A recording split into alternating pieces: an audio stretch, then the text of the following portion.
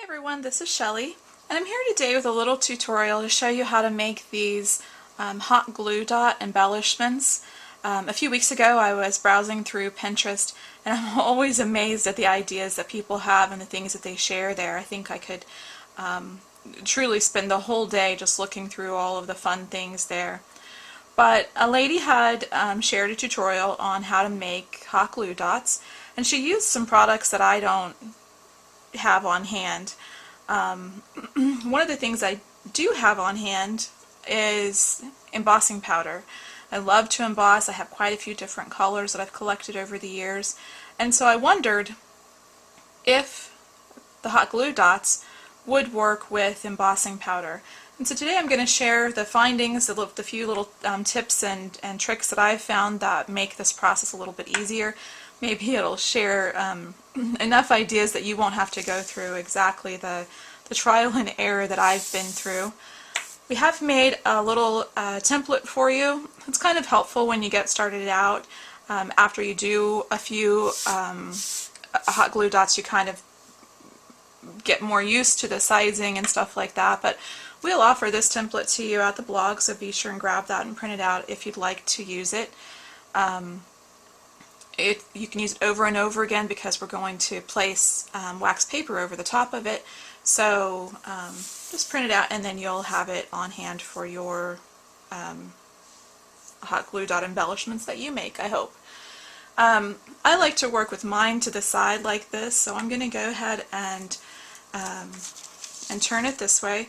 And I found that it's easier to work with small strips of wax paper than a big sheet.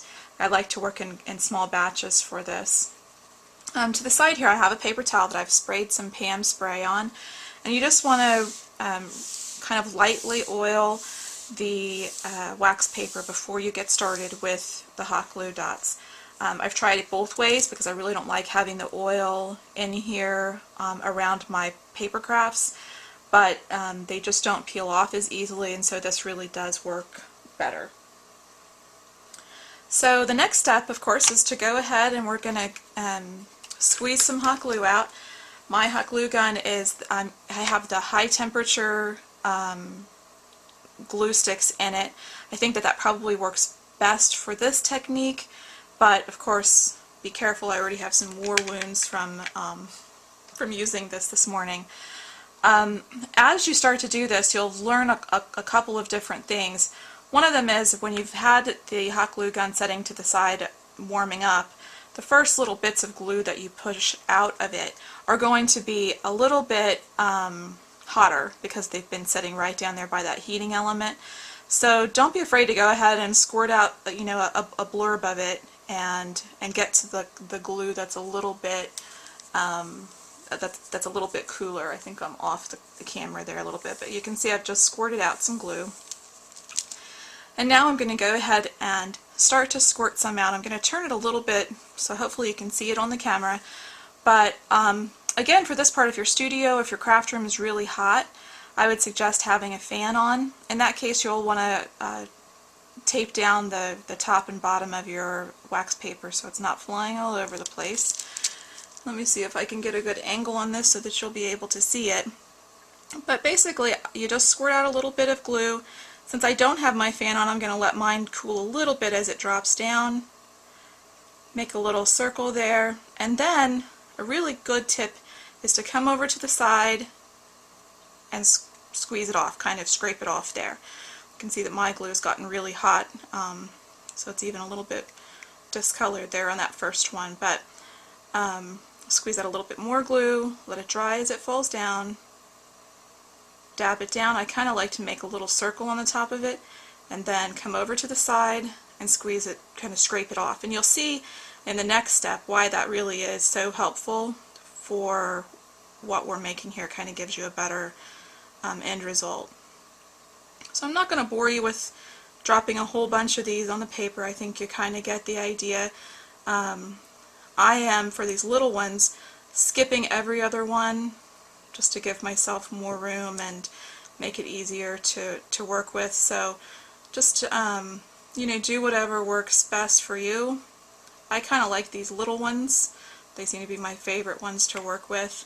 But you'll see as you work with this, the later ones that you do kind of stand up a little bit higher because the glue is a little bit cooler in the glue gun. And again, like I said, if your studio is a little bit warm like mine is today, then have a fan going, and that will help the glue dots stay nice and tall. So I'm going to move both of these out of the way. I have a cooled sheet. Sorry, I'm going to reach across there. I have a cooled sheet here that I've done before, and I hope that on the camera you can see how on each one of these I've gone over to the side and kind of, you know, scraped it off to the side. And the reason for doing that is that now I can go back in with my scissors and cut right along the edge of that, and it gets rid of that little string of hot glue that you always have, no matter how hard you try not to. So you can see that having all of those strings go off to one side really helps that process, and I can get them off really easily. So we're now ready to go ahead and get to the embossing part. If you've watched my tutorials before, you've seen my favorite little magazine sheet that I always use when I'm embossing.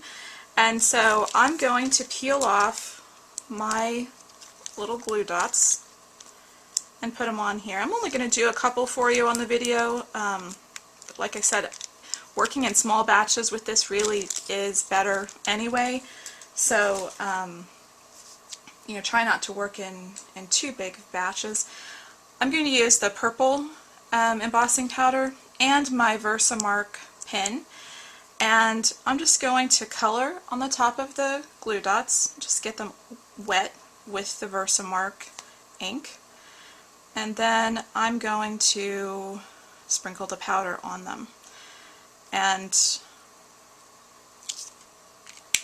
of course that's why I don't have my fan on, because if I'd had my fan on we would have a serious mess here at this stage. But just going to sprinkle the powder over them, close it back up, and now I'm going to bring my splat mat over and get it in place here. On my splat mat, I don't know if you can see in the camera or not, but I actually have a little piece of double stick tape here, and the reason for that is mostly for the video. It's a little bit difficult to get the right angle on trying to hold these little guys in place as I do the embossing. When you turn on your embossing gun, they kind of have a way of wanting to fly around and escape. My biggest word of caution with that is that these little glue dots get hot, and if you're wearing shorts like I am, you really want to make sure that those little hot bits of glue don't come flying back at you.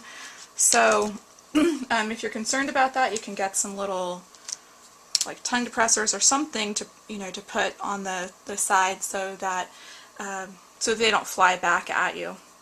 And again, this process is going to be a little bit hard for me to show you on the camera just for the angles, but I'll do my best, and hopefully you can see.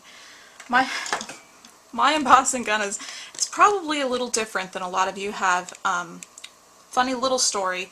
My oldest daughter was doing a project a few years ago and we were embossing. Of course she had put it off until the last minute, and lo and behold, the embossing gun that I had, the crafting embossing gun that I had, died. So my husband said, well really that's just in essence one of the hardware store heat guns. And so he went running to Walmart, picked one up, and it's what I've used ever since. So, you know, it's possible that the heat guns that you will be using will have a little bit of a different intensity. I know that with this one I have to be pretty careful because it gets hot pretty fast. Anyway, it's amazing the things that you can find that work to do some of the things that we do in our craft studios.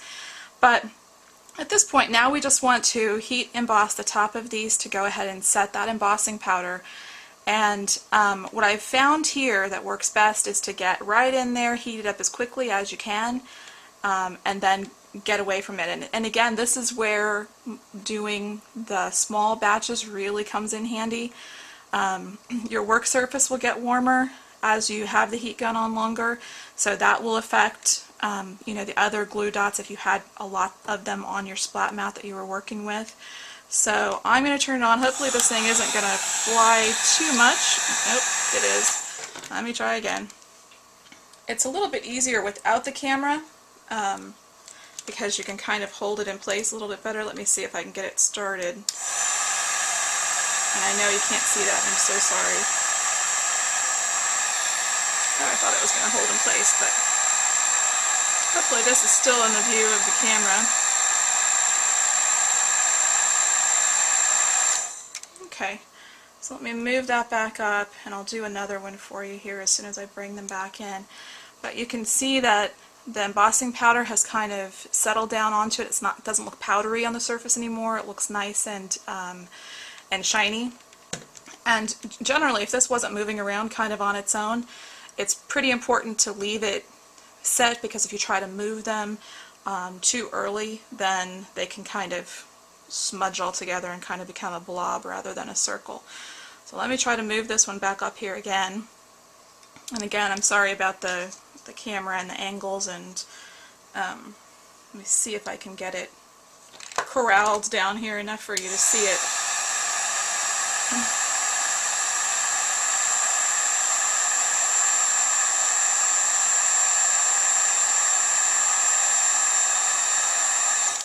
Okay, hopefully you got to see it that time.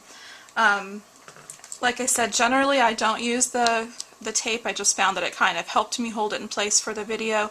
I really don't mind chasing it around too much. These tongue depressors really are helpful, and this is just the Cricut tool that you can see I have used and abused, and the poor thing has been through a lot. But that gives you an idea of what you can make.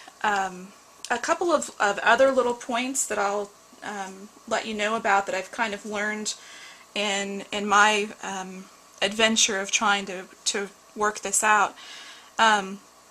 For the pink ones here, you can kind of see it kind of has a little bit of a ragged edge to it. On this one, I tried leaving the glue dots on the initial piece of wax paper that I used, and that works really well as far as holding the glue dots in place, but the embossing powder obviously sticks to the place where the oil is that you put on the wax paper to begin with. So I really didn't like the look of the edge of those, and so I went to this technique. I'll also tell you that the embossing powders that have the kind of bigger flecks of glitter or sparkle, those are a little bit more difficult to set with the heat gun. They seem to require a little bit more heat, and so they work and you can do them, but they just take a little bit, you have to be a little bit more careful, because you definitely don't want to heat the glue dots to the point that they become misshapen or just melt down flat completely. Anyway, we're going to have lots of projects that we'll be using, that I'll be using these on in the coming months, I'm sure. And at the challenge that will be beginning at the blog after this tutorial, I'll show you the project that I'm making with these.